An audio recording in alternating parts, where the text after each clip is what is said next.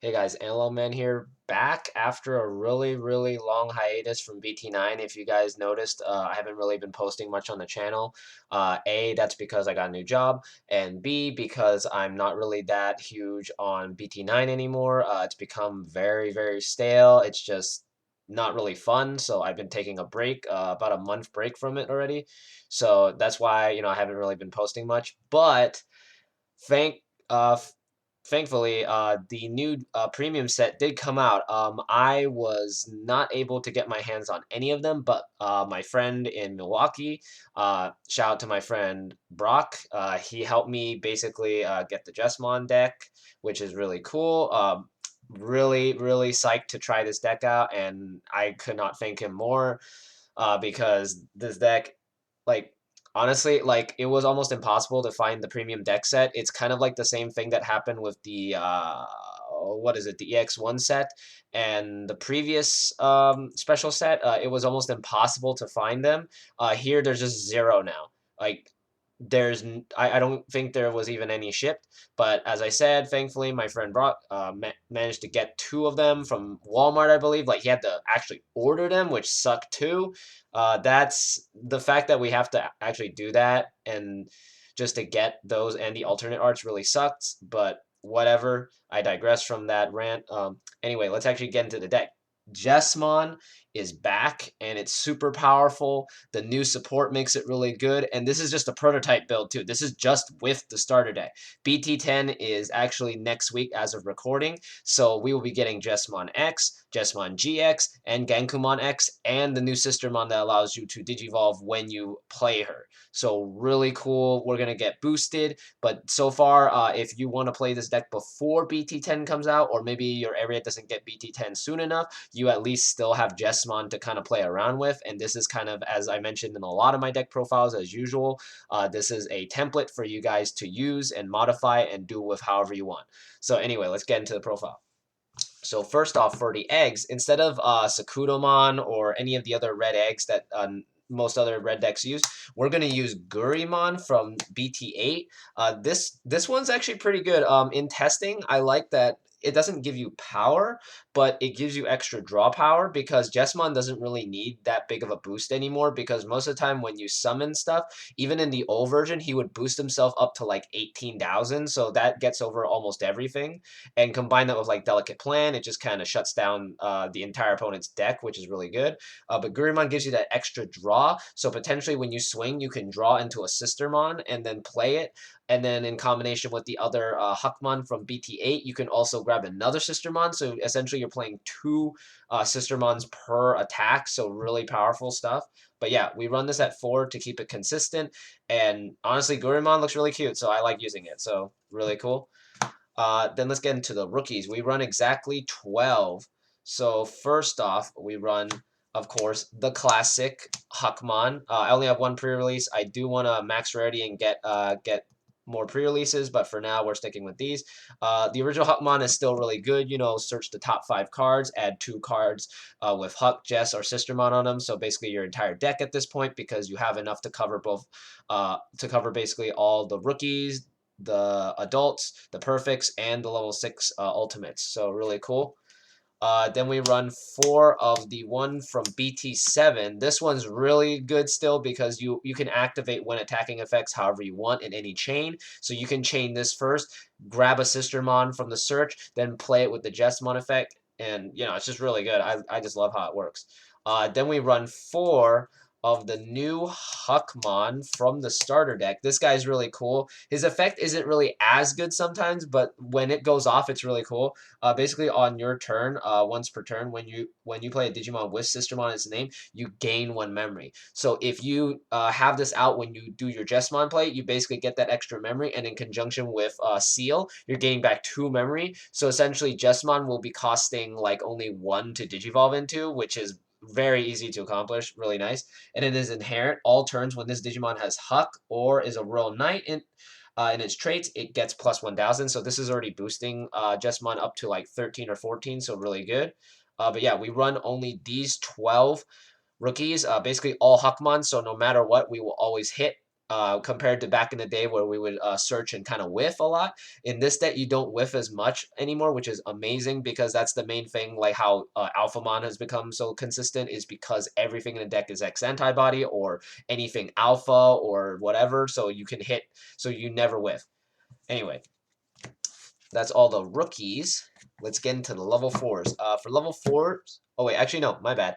We still have 4 more level 3s. I forgot about the Sistermon. So Sistermon Blanc, classic version, we still use her because she grants blocker to everything Sistermon if you have Huckmon on the field, and of course on play you get to draw 1, really nice. Then we run 2 of the new Sistermon Blanc from the starter deck. This one's kind of different, but it still kind of accomplishes the same thing. On play, you can discard 1 card and draw 2, which is really strong. And the fact that now it also, all turns, if you have a Huckmon in play, this thing has decoy for red and black. So it can cover both Gankumon and Jesmon. So really powerful card.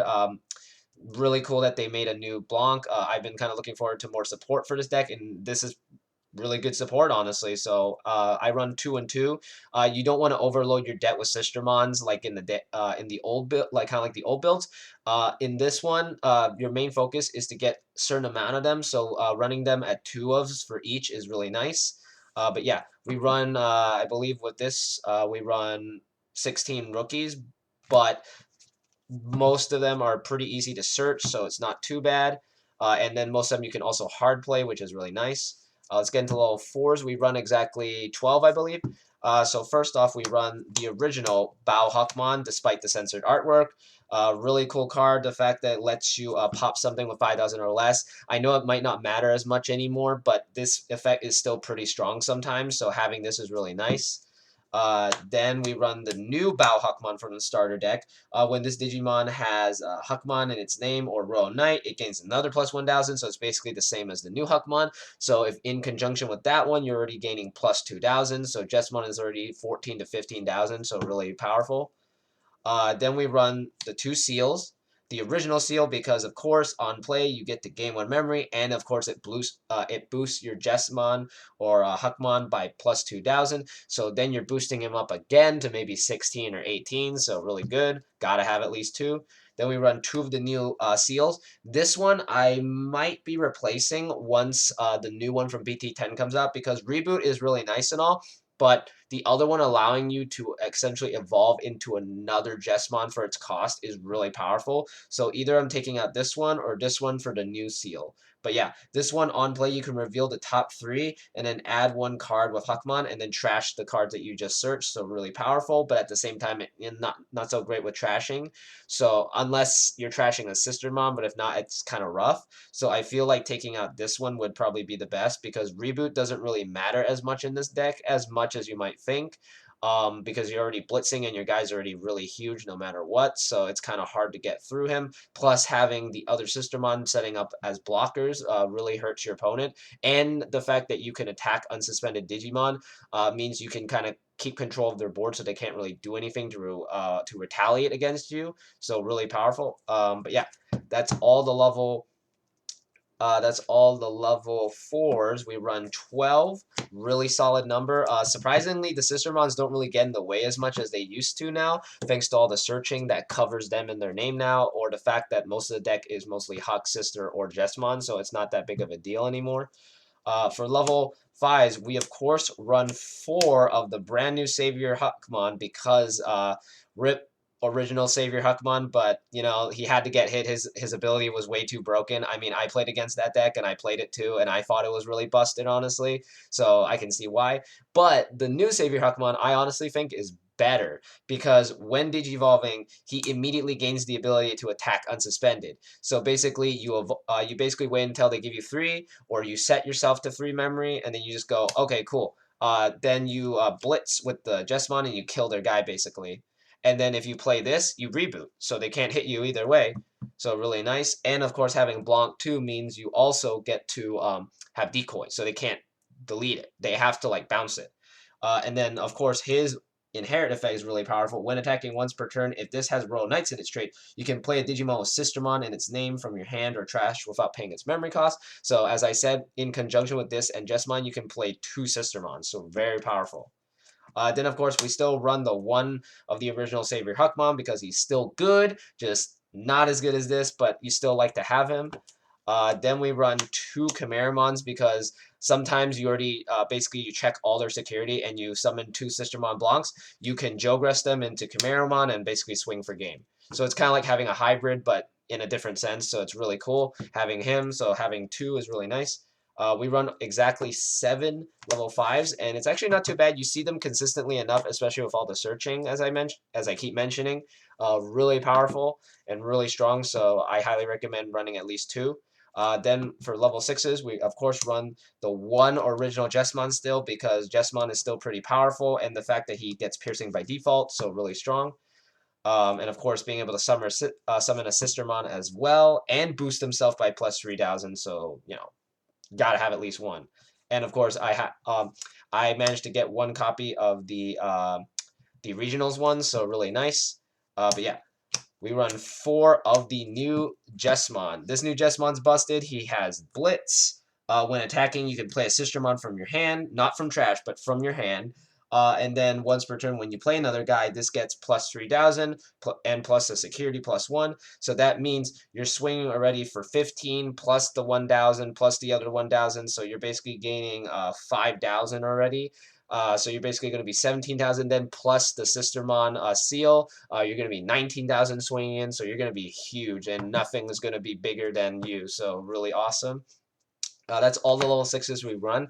We run a very small amount of level 6s because our main goal is to just get into Jesmon and just turbo for game, which is also why we run 2 of the Omni Blitz for now until we get GX, but Omni Blitz still kind of gets the job done, so you want to run at least 2 of it.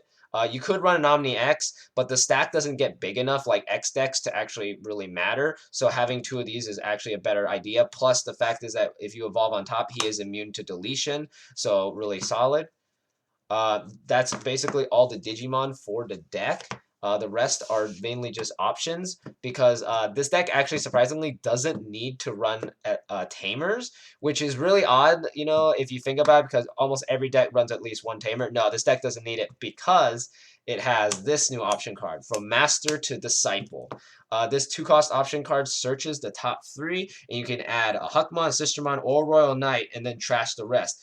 But that's not the best part, is that it's not only a searcher, but also it's a pseudo memory boost, but it reduces the cost of a evolution specifically for anything that would digivolve. Basically, it says the next time one of your Digimon would digivolve this turn, you can reduce the cost by 1. So in conjunction with the Sistermons, you can basically make, as I said, Jesmon costs 1 or 2, and you're passing them to only 1 or even keeping it to your turn. So this card's really busted.